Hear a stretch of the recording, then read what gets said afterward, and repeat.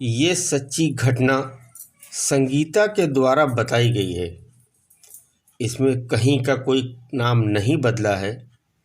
ये घटना संगीता की आप बीती है।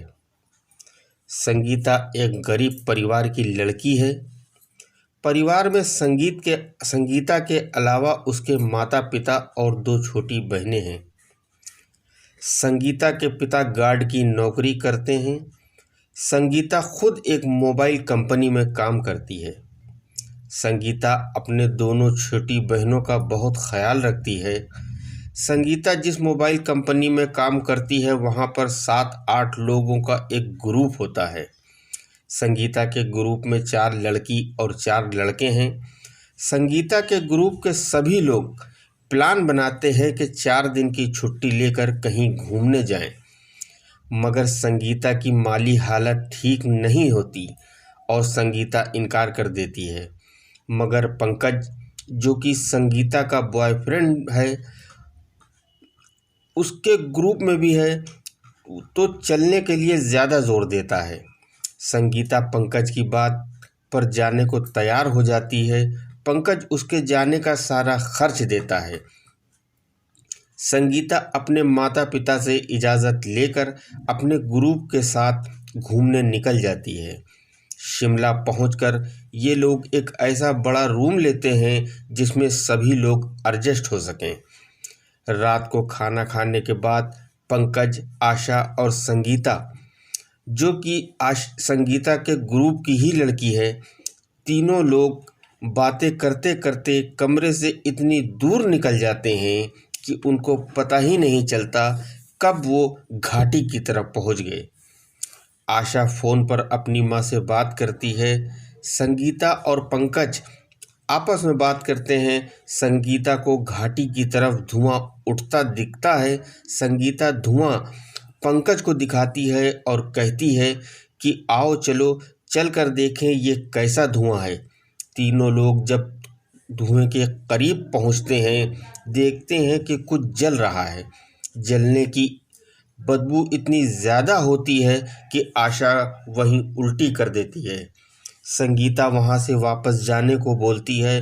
पंकज से कहती है, हम यहाँ नहीं रुक सकते, यहाँ बहुत बदबू है, मेरी तबीयत ख़राब हो जाएगी, वापस कमरे पर चलो।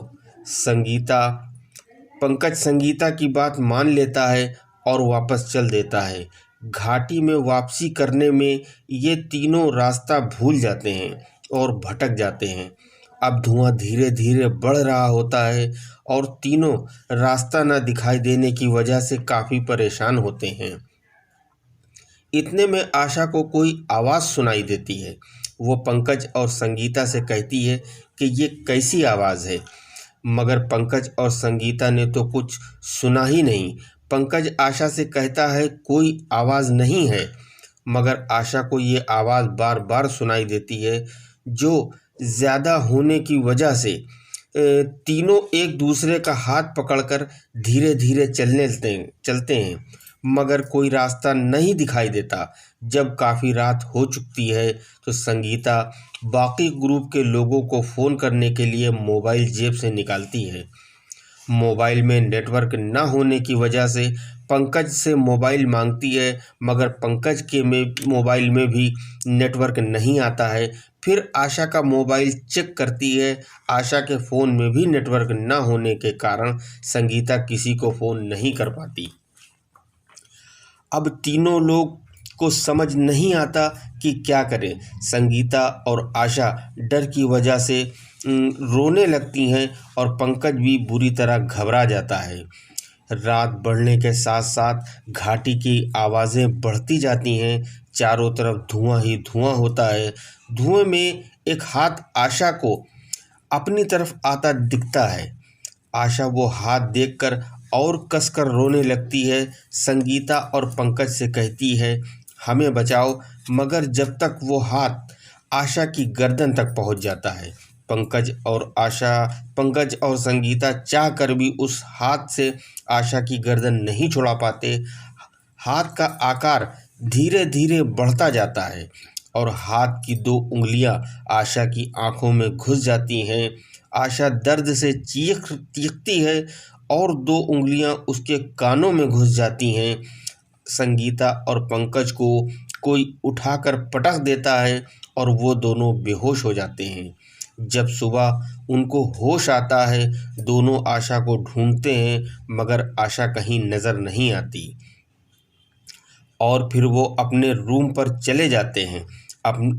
अपनी रात की कहानी अपने दोस्तों को बताते हैं। सारे दोस्त मिलकर एक बार फिर घाटी की तरफ आते हैं और आशा को पूरी घाटी में ढूंढते हैं मगर आशा कहीं भी पता नहीं चलता। सभी लोग थक हार कर शाम होने से पहले अपने कमरे पर चले जाते हैं। फिर शिमला के एक थाने में आशा के गायब होने की रिपोर्ट लिखवाकर अपने शहर वापस हो जाते हैं। संगीता आशा के घर जाकर आशा के साथ जो घाटी में हुआ वो सब बता देती है। आशा के परिवार में गम का माहौल होता है। आशा के पिता और भाई शिमला के लिए रवाना हो जाते हैं। संगीता फिर से अपनी ड्यूटी ज्वाइन कर लेती है मगर आशा की वो दर्दनाक मौत का मंजर जब याद करती है तो बहुत गमगीन हो जाती है। पंकज एक दिन संगीता से अपनी शादी की बात करता है। संगीता शादी की बात सुनकर बहुत खुश होती है। पंकज अनाथ होता है, उसकी परवरिश एक अनाथालय में होती है, इसीलिए पंकज का कोई अपना घर नहीं होता। पंकज किराए पर रहकर नौकरी करता है। संगीता कहती है शादी करने के लिए तुम्हें दूसरा घर किराए पर लेना पड़ेगा क्योंकि वहाँ पहले ही तुम्हारे साथ कई लोग रहते हैं। पंकज दूसरा घर किराए पर लेने के लिए तैयार हो जाता है और पंकज शादी से 2 दिन पहले किराए पर एक घर ले लेता है।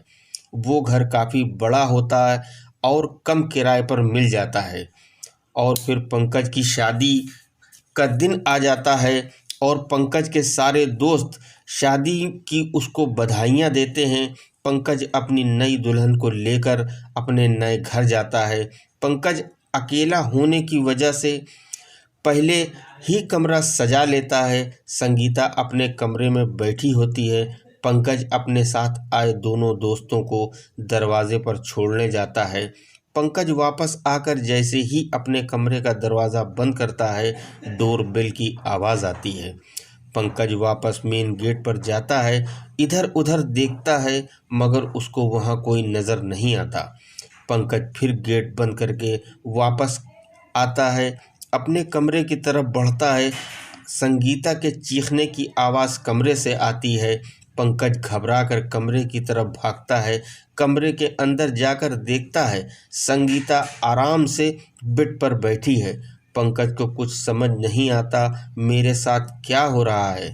पंकज के सर में अब दर्द शुरू हो जाता है।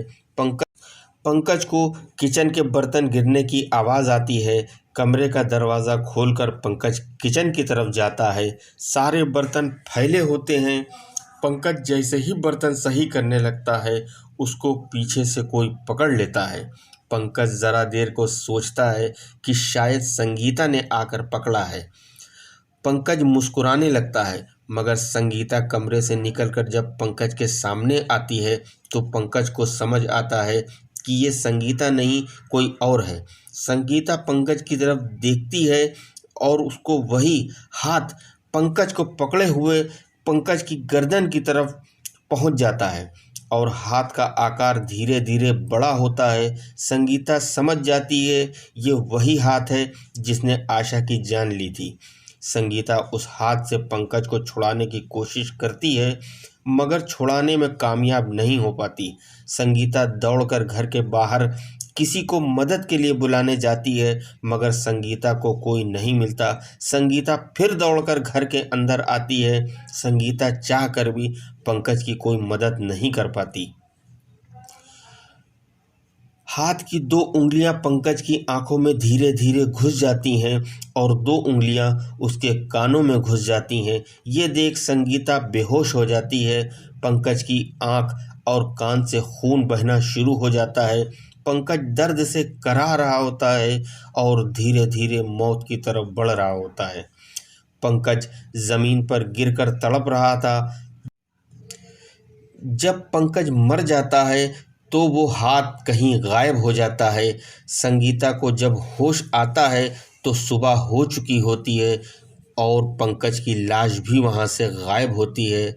संगीता रोती हुई अपने घर पहुँचती है और अपने माता पिता को सारी बात बताती है। कहती है ये वही हाथ है जिसने आशा की जान ले ली थी और इसी ने पंकज की जान ली है। इस बात को आज 13 साल गुजर चुके हैं और संगीता ने दूसरी शादी नहीं की। आज भी संगीता जब ये हादसा किसी को बताती है तो उसकी आंखें भर जाती हैं।